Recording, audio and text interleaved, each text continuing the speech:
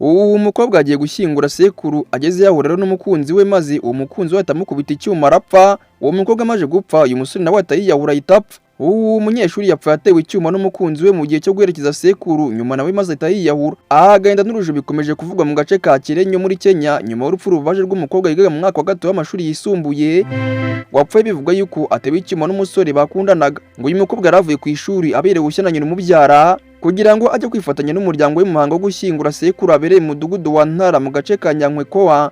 Mu ijoro ryateganyirijwe guherekeza ndetse no kurara irondo. Amakuru avuga yuko ngo uyu mukobwa yahuye n'umusore bivugwa yuko ngo bari basanzwe bakundana mu buryo bugaragara. Gusa ngo icyo guhura cyaje guhinduka amahano ubwo bivugwa yuko ngo uwo musore yamuteye icyuma agana saa 7 z'ijoro. Abaraho byabereye bavuga yuko ngo uwo mukobwa yahise ajyanwa kwa muganga arembye cyane ariko ngaza kwitaba Imana z'ibikomere bikabije yari yatewe n'uyu musore. Nyuma y'ibi ngibi amakuru yakomeje kuvugwa muri aka gace avuga yuko ngo uyu musore nawe yasubiwe maze aza kuza kwiyahura nyuma yo kumenya yuko uyu mukobwa nawe yamaze kwitaba Imana. Iyi nkuru kandi yakomeje gusiga benshi mu gahinda ndetse n'ubwoba bwinshi cyane cyane kubera uburyo yabereye mu muryango n'ubundi rusanzwe uri mu cyunamo cyo guherekeza sekuru w'uyu mukobwa. Hari abaturage bakomeje kuvuga yuko uru rupfu rugaragaza ikibazo gikomeye kigaragara mu rubyiruko aho amakimbirane yo mu rukundo arimo kurangira mu buryo bw'urugomo rukabije rimwe na rimwe bikaviramo abantu kubura ubuzima. Byarangiye umusore yawe bagiye kumushyingura ndetse n'uwo yishe bagiye kumushyingura ndetse na sekuru bari barariye irondo nayo baramushyingura. Bisobanuye ko bari baje mu kirere cyo gushyingura umusaza maze bikarangira n'umwuzukuru we n'ahasize ubuzima mu buryo butunguranye.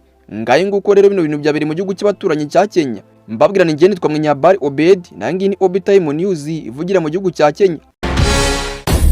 Obi Time News.